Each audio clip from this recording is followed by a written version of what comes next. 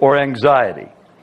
But there is prosperity at your fingertips, according to Frank Molinar, who will be sharing with you 3 keys to less stress, more fun, and real wealth.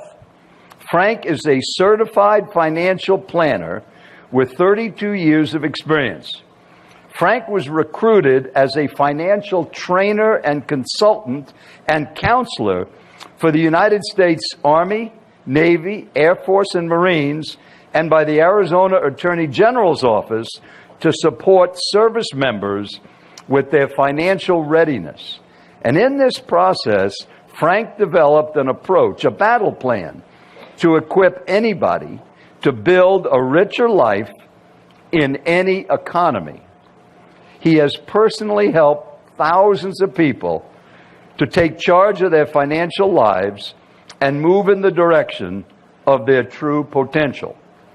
Frank's title is Prosperity at Your Fingertips: 3 keys to more fun, less stress, and real worth. Here to prove his case, please welcome certified financial planner, Frank Molinar.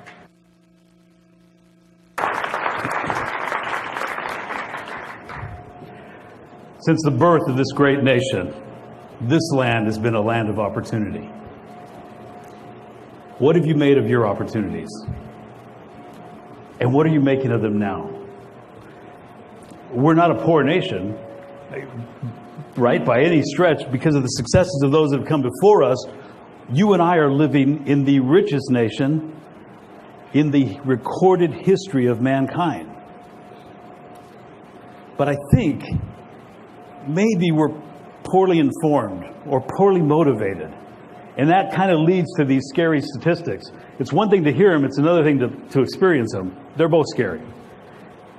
So I have 3 tools, 3 keys to share with you, and they're culled from thousands of hours of counseling, showing people how to get past their challenges and move and discover the opportunities that lead to the prosperity right at their fingertips.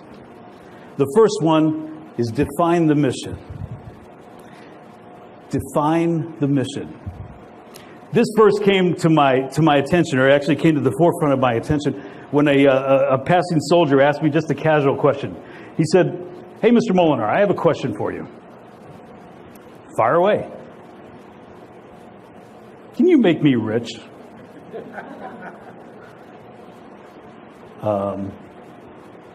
I'm like, what is he asking me? Is this banter? Are we just playing? Is this fun? Is he asking me for a job? Does he want some winning numbers? Or what is he asking? So while I'm struggling to try and figure out the question, I hear the answer come out of my lips.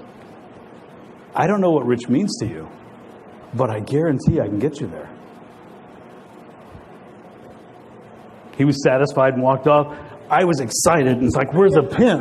I got to write that down so I don't forget. It's such a great idea. The danger for a lot of us is that we get so involved in our day-to-day lives and the daily grind and paying the bills and feeding the kids and getting things here and there that we forget to look up on the horizon and ask ourselves, is this the direction I really want to go? What does rich mean to you? What does prosperity mean to you? It doesn't matter what it means to her or to him or to anybody else. We're talking about you. What does it mean to you?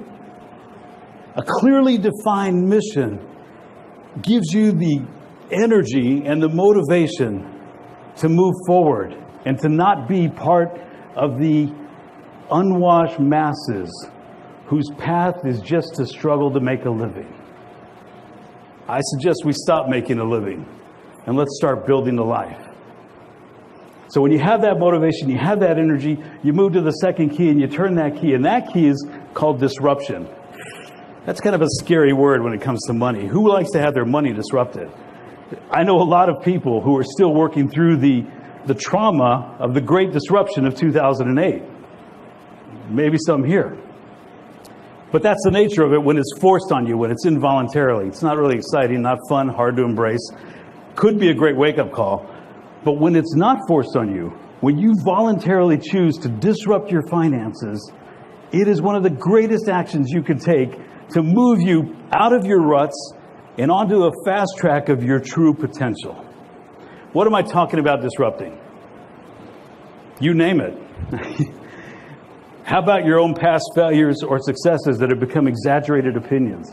How about your emotional baggage because of something you learned as a kid from your parents by observation or by the things they told you? How about the fact that you don't track your spending or your savings or your debt or even understand that stuff? Like Joel said, I talk to military audiences quite frequently, and I give them a battle plan. There's 5 different disciplines, by the way, to personal finance. Do you know what those tasks are? That's something else we need to disrupt, just our ignorance.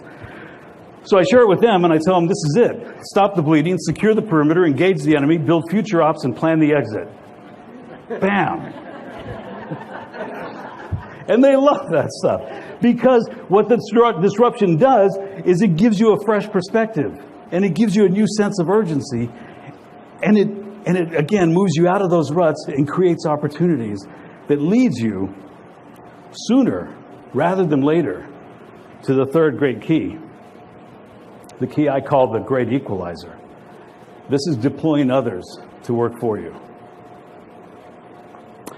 To try and explain what I mean, I'll come back and explain it in detail, but I had a birthday about a month ago. I tried to stop counting them, but they keep coming. I don't know. So I had a birthday, and in the mail, I got this your year of birth financial review in the mail from a company I deal with. Let me just give you the highlights. In 1961, I know, you're shocked. You were thinking 81, 91, right? Come on, give me some love. In 1961, you could buy a loaf of bread for 21 cents.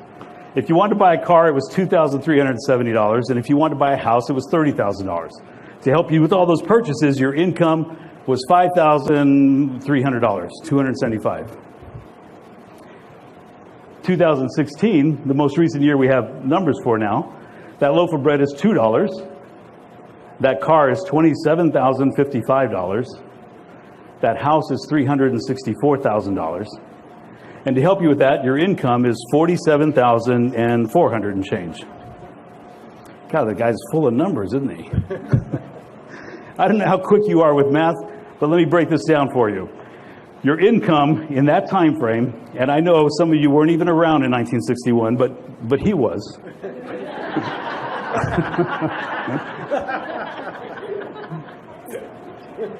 Your income has gone up 850%.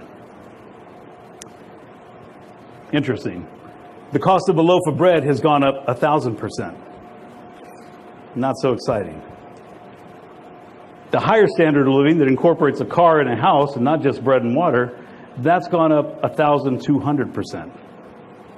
So you're thinking, this is supposed to inspire me? This is how we deploy and great equalizer? What's the point? That other metric I didn't share with you. At the end of 1961, the Dow Jones Industrial Index closed at 731. At the end of 2016, it closed at 17,848. That's not an 850% increase to keep up with your income. That's not 1,000% increase to keep bread and water on the table. And that's not 1,200% increase to help you at least stay in a car and a home. That is a 2,400% increase. That's what I call the great equalizer, the act of investing. Now, investing is a whole nother subject, it's a whole nother talk, but I just want you to capture the idea that the act of investing well is the process of putting other people to work for you, because their efforts can more than equalize the income disparity of anything you have going on down the road. It can push you right up to your dreams, to that life you defined, and even take you further beyond that into generations of real wealth. So here's my encouragement for you, and for your people, and for your employees. Bring this kind of training to them if you'd like. Let's give up on just making a living. Let's choose to start building a life. Define what it is that matters most to you. Disrupt yourself out of your ruts. Deploy others to make the journey lighter and brighter. And you will discover less stress, more fun, and real wealth. You will discover prosperity at your fingertips. And to that end, I am at your service. Thank you.